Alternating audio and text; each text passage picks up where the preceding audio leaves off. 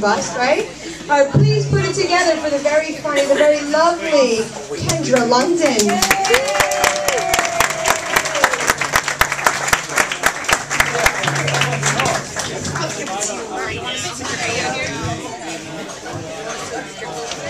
Before I start, I just want to go over a couple of things with you. First, I want to let you know that my ex-boyfriend is in the audience, but don't say anything. I don't want him to know I'm here. I also want to let you know that all my jokes are gluten-free, so you're safe. But if anyone here is lactose intolerant, some of my jokes are a little cheesy. Just like that one. So you know what happened to me yesterday? I was in CVS and I saw a stranger that I've seen before as a stranger. It's like God's running out of extras in the movie of my life.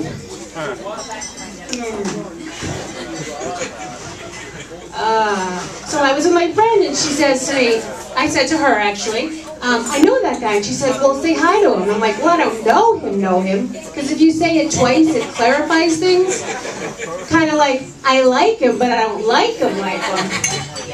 It works in Spanish too. Me gusta, no me gusta, gusta. This guy right here actually looks familiar. I think I know you from one of my scenes. Yeah. No. Guy parking car. And most currently, guy in audience. I love your work. Big fan.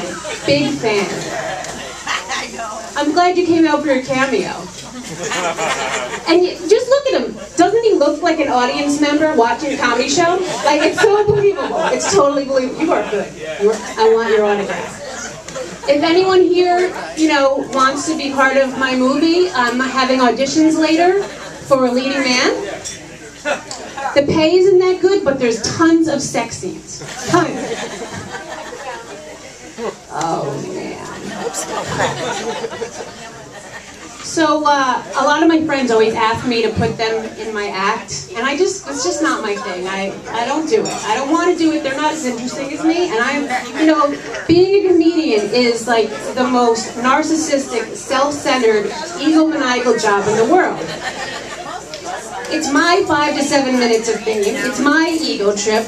What makes them think I'm going to take them on my trip? Tell them to get their own ego baggage and ego travel plans and go to egospedia.com or Travelocigo. I made that up myself. It sounds kind of Spanish though, right? Travelocigo, papi chulo. I don't speak any Spanish. I know like 3 things and I just said them off. So if I messed up Spanish people, I'm really sorry. What was I talking about now? Oh, yeah, the whole ego thing is crazy. So, I always feel bad, like audiences hate me because I just stand up here and talk about myself. Am I monopolizing the conversation? Is that what's going on here? I'm really sorry. But I'll tell you, I won't talk about myself anymore, but I just want to tell you this one story. Okay. Just so some of you, well, none of you know really, except a few, that I used to be a lot bigger. And when you're overweight, there's just a lot of areas, nooks and crannies, a lot of folds. Just happens. It's one of those things.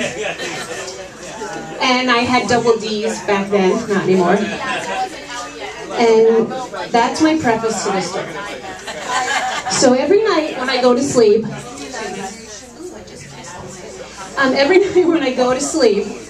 I keep the remote next to my head to the TV.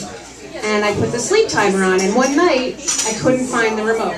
And I was too fat and lazy to get out of the bed and turn the TV off. So, I'm laying there all night, I'm like, screw it, I'm not going to turn the TV off. I can't find it, I can't put the sleep timer on, I'll just deal with it. All night I couldn't sleep, I'm like, damn, I wish I could find the remote. Next morning, I'm exhausted. Go to get into the shower. I take off my clothes, I look in the mirror, and there's an actual imprint of the remote control in my side. True story. I turn this way, and there's another imprint of the remote control. So I get in the shower, I go to wash under this boob, out falls the remote on the floor in the shower.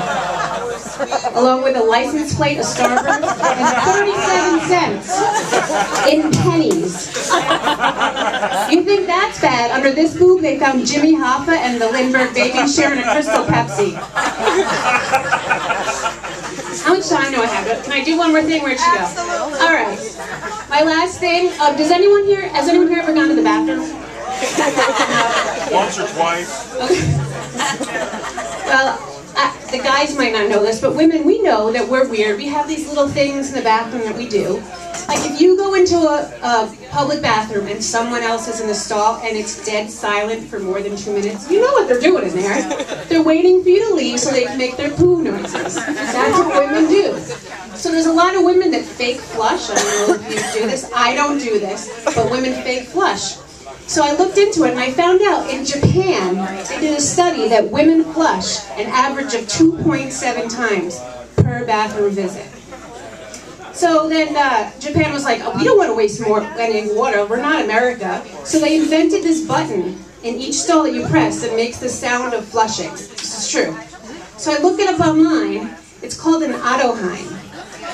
And there was an ad for it, and in the ad, one of the lines were, for unpleasant restroom reverberations and to mask unflattering flatulence.